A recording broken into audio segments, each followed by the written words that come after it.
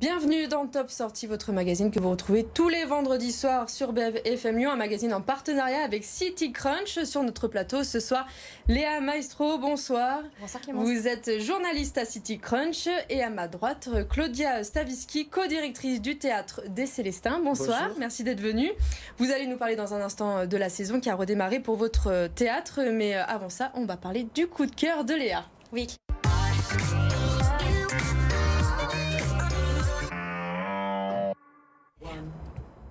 Alors donc là, aujourd'hui Léa, vous allez nous emmener dans le 7e arrondissement de Lyon, dans les anciennes usines Fagor-Brandt, car c'est votre coup de cœur de la semaine. Et oui, c'est ça. Après avoir investi les subsistances, cette année, le Lyon Street Food Festival revient donc aux usines Fagor. Donc après une année de pause, on va pouvoir avoir le plaisir en tout cas de découvrir une centaine de chefs qui vont avoir une proposition en tout cas de street food et qui vont jouer le jeu justement de ce format un petit peu particulier. Mais il n'y aura pas que ça, il y aura aussi des ateliers de graphes, d'écriture. Et on a un petit coup de cœur pour les ateliers de cuisine africaine, car l'Afrique est l'invité d'honneur cette année. Et alors, si vous aviez des stands à nous conseiller, quels seraient-ils ? Alors, côté lyonnais, nous, on a un très gros coup de cœur pour le bistrot Zaka, qui est spécialiste de la street food chinoise. Donc, on y va un petit peu depuis assez longtemps, en tout cas, pour ces petits pains farcis cuits à la vapeur qu'on appelle les bao. Mais il y a aussi Gianmarco Gorni, qui est le chef du restaurant La Goguette à Paris, et qui, lui, est le roi de la truffe. Et enfin, on aura deux toques étoilées, Anne-Sophie Pic qui sera présente demain et Mathieu Vianney qui sera présent aussi samedi et dimanche. On ne peut pas tous les citer, il y en a vraiment beaucoup. Je vous invite vraiment à passer le pas, en tout cas des usines Fagor. L'entrée est payante, 8,50 € et ensuite vous payez ce que vous commandez. Cette année, il y a en plus un système de cashless qui permet du coup d'éviter un petit peu les files d'attente. Donc c'est dans le 7e arrondissement et à 2 pas du métro de Bourg. Ok, en tout cas, merci Léa, ça nous donne envie d'aller goûter tout ça. Je ne sais pas si ça vous a donné envie, Claudia. Ah oui, ça a l'air super ça. Bon, en tout cas, merci Léa, on passe tout de suite à l'invité. Alors Claudia Stavisky, vous êtes la co-directrice du théâtre des Célestins. La saison 2021-2022 vient tout juste de commencer, oui. C'était ce mercredi. C'était mercredi dernier. Voilà, par un spectacle d'ailleurs que vous avez mis en scène, donc on en parlera tout à l'heure. Mais d'abord, la première question, cette reprise, je suppose que ça fait plaisir, c'est un soulagement. Ah oui, c'était formidable de voir la salle pleine à nouveau, le public arriver. Bon, évidemment, il y a les mesures sanitaires qui sont mises en place.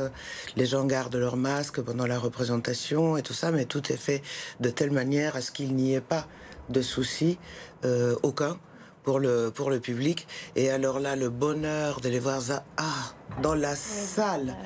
C'était un bonheur très partagé en plus, parce que il n'y avait pas que nous qui étions émus comme des je sais pas quoi. Il y avait tout le public aussi qui nous manifestait sa joie de revenir enfin dans des conditions à peu près normales au théâtre. Et comment vous et les artistes vous êtes préparés à redémarrer cette saison? Parce qu'un théâtre, ça redémarre pas comme ça du jour au lendemain, il y a toute une organisation. Ah non, mais ça c'est tellement difficile et tellement long à expliquer que je ne pense pas que ça ait un intérêt quelconque pour les gens.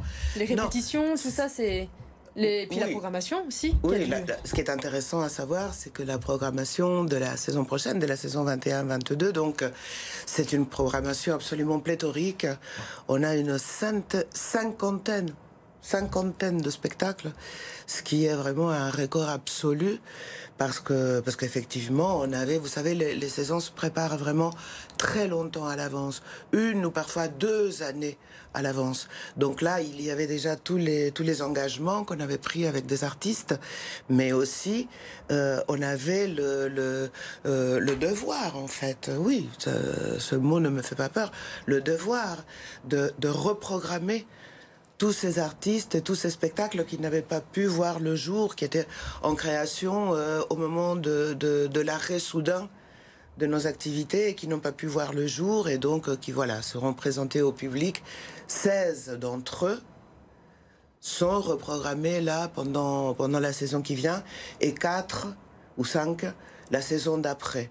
Donc ça, c'était extrêmement important, non seulement du point de vue du soutien aux artistes, du soutien vraiment, ce qui est quand même notre première mission en tant que service public, le soutien des artistes, mais aussi pour que le public puisse profiter de tout ce qu'il n'a pas eu la chance de voir pendant toute cette longue et flippante période. Vous annoncez 365 levées de rideaux, c'est un record. C'est énorme. Bon, on a 2 salles, hein, quand même.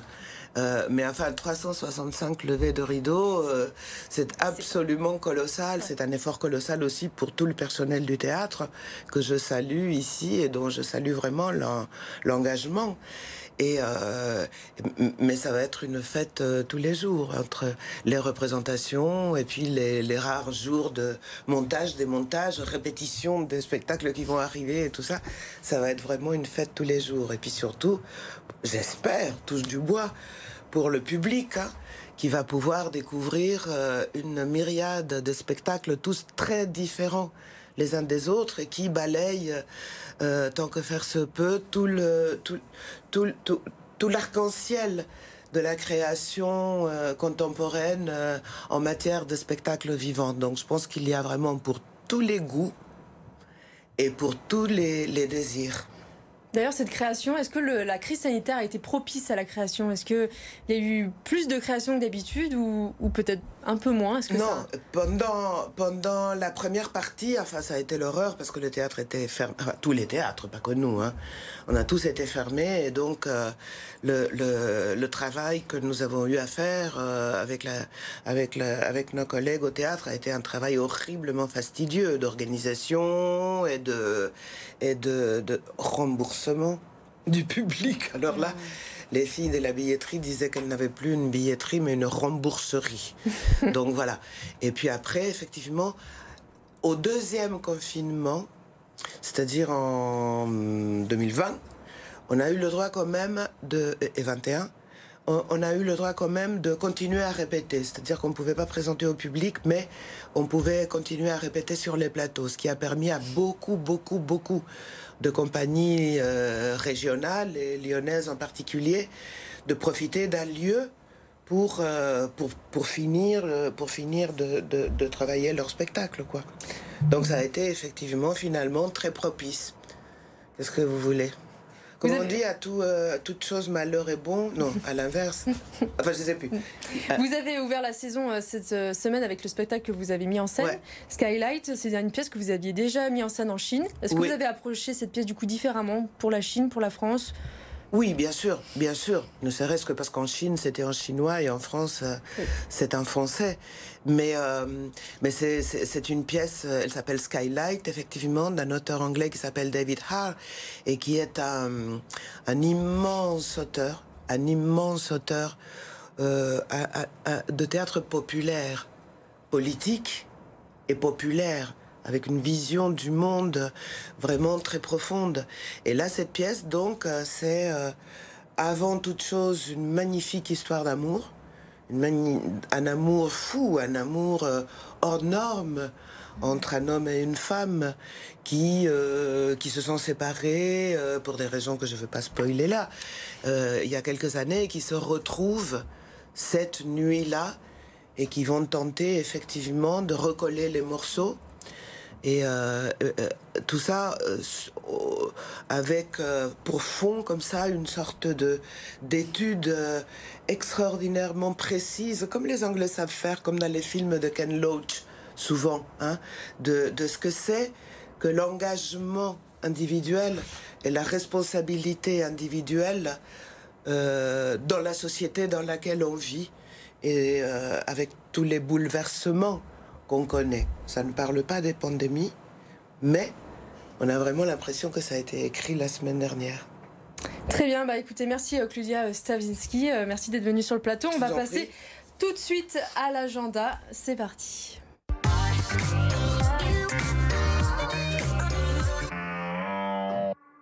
Donc on vous retrouve Léa pour votre sélection des sorties pour ce week-end. Alors 3 bons plans et pour commencer, vous nous emmenez dans les rues de Villeurbanne. Et oui, Clémence aux invite. Donc c'est la 17e édition qui se termine demain. Donc c'est parti, allez-y. Il y a de nombreux événements et ils sont tous gratuits. Des créations artistiques urbaines. Il y a aussi des concerts. Il y a des animations pour les petits et les grands. En tout cas, il y en a pour tous les goûts. On vous conseille tout particulièrement les installations de feu de la compagnie Carabosse. Il faut savoir que c'est une compagnie qui sillonne un petit peu le monde entier aussi avec ces installations assez impressionnantes. On vous conseille d'y aller très vite. Donc c'est à la ZAC 7 à partir de 21h30 demain. C'est rue Léon Chaumel si jamais vous avez besoin de vous repérer. Très bien, maintenant, direction le 6e arrondissement de Lyon, au parc de Gerland.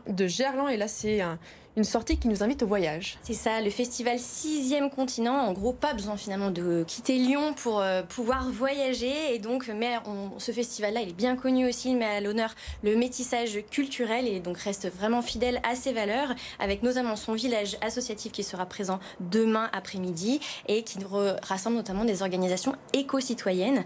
Il y a un petit bal Fox, ça c'est notre coup de cœur, le dimanche entre 15h et 18h. Le prix est en entrée libre. Ok, direction maintenant les subsistances pour un concert un peu particulier, un concert allongé. Oui, plutôt installé confortablement dans un transat. Donc c'est dans le cadre des sessions optimisme ambiant et on vous suggère très fortement de ne pas rater l'avenue de Misha Blanos dimanche après-midi, qui est en fait un virtuose du piano et qui vous emmène dans une expérience assez incroyable, allongée dans un transat sous la verrière des subs. Et donc c'est assez magique. En tous les cas, vous aurez le choix entre 2 sessions, une à 15h, une à 18h, et le prix de la place est à 10 €. Très bien, merci Léa. Entre vos bons plans, les journées du patrimoine, le salon du vintage, il y a énormément de choses à faire ce week-end sur Lyon. Vous pouvez retrouver l'ensemble de vos bons plans week-end sur votre site lyon.citycrunch.fr. Merci beaucoup Léa d'avoir été à mes côtés ce soir. Merci à vous Claudia Stavisky d'être venue aussi. Je vous remercie. Merci à vous de m'avoir invité. Passez une très belle soirée. On se retrouve dans un instant sur BFM Lyon pour la suite du journal.